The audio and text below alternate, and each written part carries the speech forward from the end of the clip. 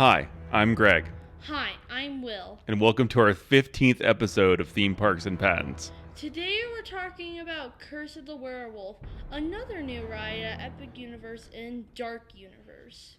We're going to go over the patent that was originally for the Mack Ride of the spinning roller coaster that they're using for Curse of the Werewolf and compare it to another spinning coaster patent, which is what, Will? Guardians of the Galaxy at Epcot. Yeah, so that's the most recent spinning roller coaster patent I could find. So we thought it would be interesting to compare the two because this is a new spinning roller coaster ride at Epic Universe. Yeah, and this time, unlike the Monsters Unchanged, we're talking about the track, not the car, because the track does something kind of interesting that I'm kind of interested in. And what is that? So, we've seen a lot of rides that like swerve back and forth, and then like when it gets enough momentum, it goes through like a track and then it goes backwards. But have you ever seen one of those rides that spins? Well, that's Curse of the Werewolf. So yeah, this has a swing launch, and I think when I saw that originally, I thought there's a Disney patent for what's called a drop swing launch, and I think we'll cover that in a future video. But it actually uses the gravitational force of a coaster being dropped a level and then swings out and then launches it. This is what is understood, I think, in a lot of roller coaster as a swing launch, where they just roll it back and forth until and keep on speeding it up, like you're swinging on a swing, until it has enough momentum to go over the next hill. And there's a video that we'll put in here of them testing that. Mm-hmm. So I was a little confused on that concept, but that's not what there's a Disney patent that's for something different than that. Mm-hmm.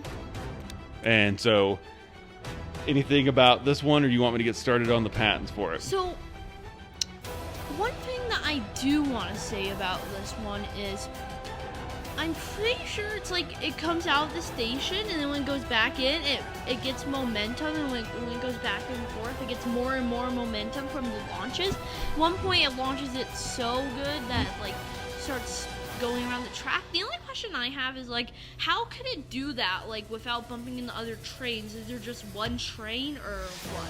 There could be multiple trains, but they would just have to hold the other train in a different section while it's doing that kind of speed up thing. And while we watched the testing video, I'm pretty sure there's only going to be, like, one train. Yeah, one of the testing.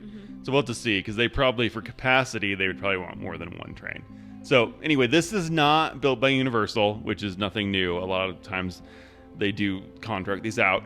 This is an older roller coaster. The patent on it dates back to 2007. It's made by Mack Rides. There's a bunch of these all over the globe. It's more of a train car roller coaster where each individual car can spin freely just based on the forces of the ride. And so we have one at Lagoon here in Utah, which is called the Spider, which Will has been on, and that's made by Mauer, which makes a lot of Wild Mouse and things like that. And those are individual cars, and we'll put in some videos here too. Yeah, but Spider doesn't have a swing launch. It's just like a normal spinning coaster. Yeah, it's more like just a straight hill, and then it spins you, and there's not a train of cars. There's only a single car.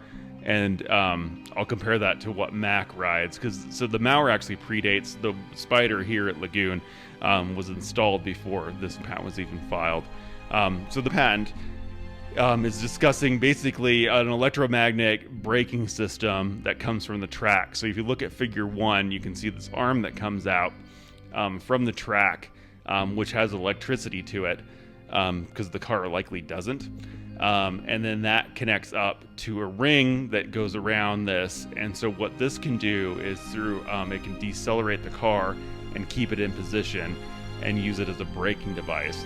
So this can make it so, during an initial launch, or, in the station or at other places, that they can break this down so it won't spin. And then once they let the electromagnetic force go, then it's free to spin. And they can also, use it as a braking device if it's spinning too much, or if they want to put it in a section that doesn't spin. And so figure 2 shows an overhead of the car. Figure 3, same thing. Figure 4 shows the track. So figure 7 and 8 show different kind of magnet configurations you could put on the car, so that to achieve different braking outcomes. And so when you have the electromagnet 34, it's only going to brake when it's hitting these what's labeled as 14. These are the magnets, so that's the only time you would have kind of intermittent braking, but it would still probably feel smooth when you're in the car.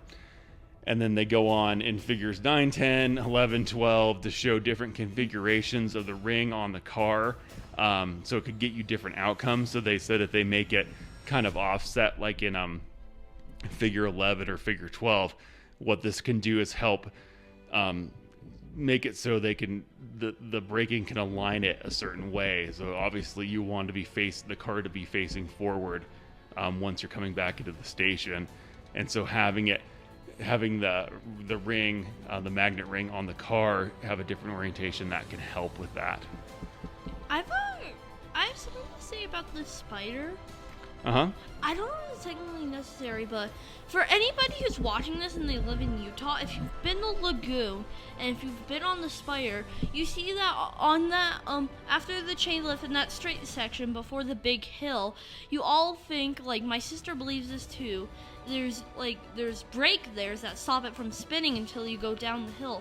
But I was able to disprove that because when I was watching it eating in the beer garden, it turned sideways as it came off the lift hill, and it was actually surprised me a lot. Yeah, so the Spider at Lagoon predates this, and what it has is it's called a centrifugal brake.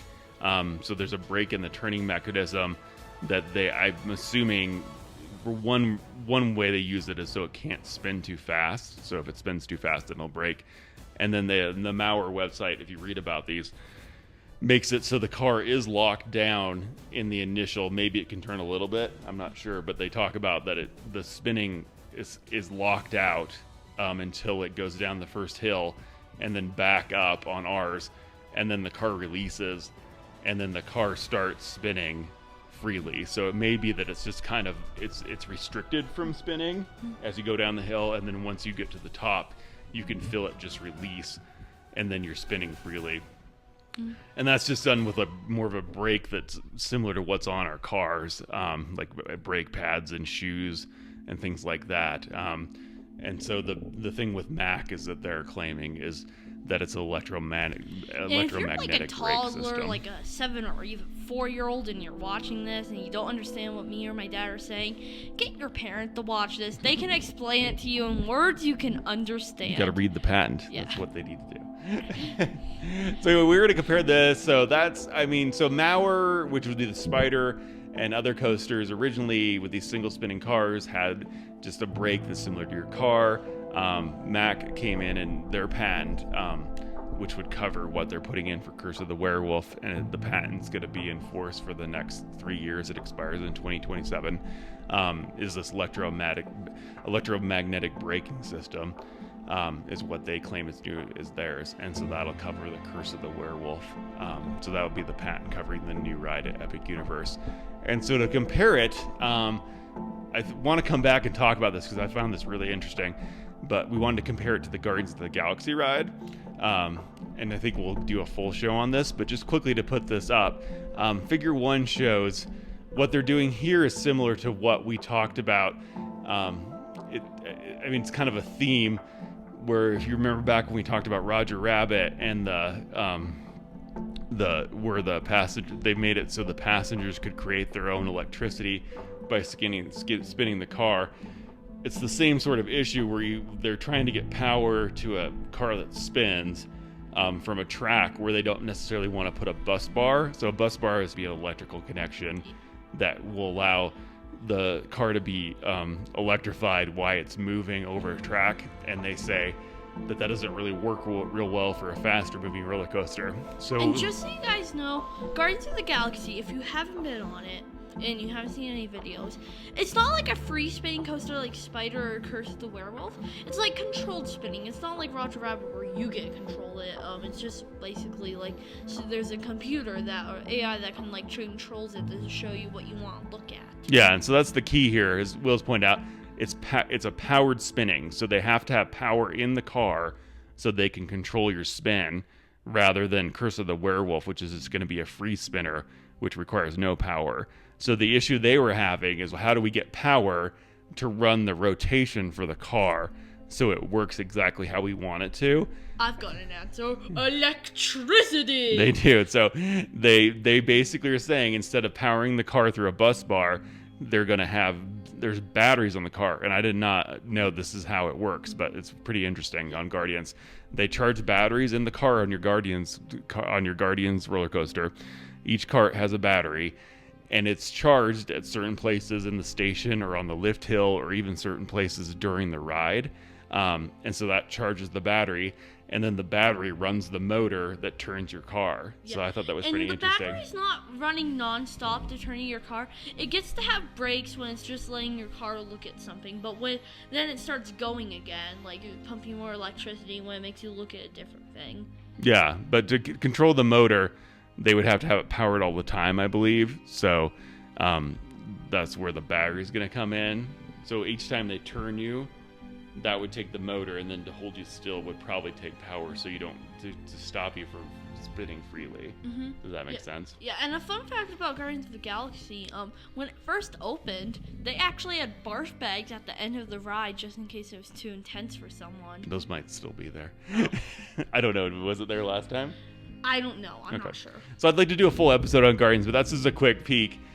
So obviously Guardians, with its controlled spin with a motor and batteries that are selectively charged throughout the ride, and that's what they patented, which is a more recent patent. This older Mack patent just has to do with how they're doing the braking electromechanically, which is kind of interesting. But I thought it was all very interesting. Mm-hmm. And what do you think? I actually think it's really interesting how they had a battery, and how they would charge it on the lift hill. I'm pretty sure, when the ride shuts down, they put all these, all the cars into a warehouse where they charge overnight. That's what I think. It's possible, yeah, you can charge up the battery for the morning, but I think they use it so much. Yeah, or the power that's powering the car up the lift hill is because there's no chain lift. It's just power that's pulling up. Maybe the power that's pulling you up, maybe some of that power is going into your car, something like that. Yeah, that's usually magnetic too when they do that without a chain lift. So that's it. We're going to come back to Guardians of the Galaxy someday because I really enjoyed that patent and found it really interesting. I did not realize how much they were doing on that one, that they'd have to charge your car basically so it could turn you and work that way. But anyway, so this is the original Mack patent. This would be the patent for the Curse of the Werewolf ride. And that's all they have. Other than that, it's a pretty stock roller coaster that's been around for quite a while. I think one of the big differences, like Will said, it has a swing launch on it, which is out there in a bunch of different coasters. But I'd have to go look, but I don't know if there's... Yeah, there's a lot where it just swing launch you and go through a coaster, but I've never seen one that spins. Yeah, like a spinning coaster that does a swing launch. So this may be the first one, but in any event, that the patent doesn't cover that. It just covers the braking system. Finally, they didn't steal something from Disney. Yep. So anyway, that's all I had for this one. Anyway, we'll be back to talk about Epic Universe some more, and maybe go back and talk about Guardians at some point, because that was pretty interesting. Yep. And Will, why don't you say goodbye? Goodbye, everybody.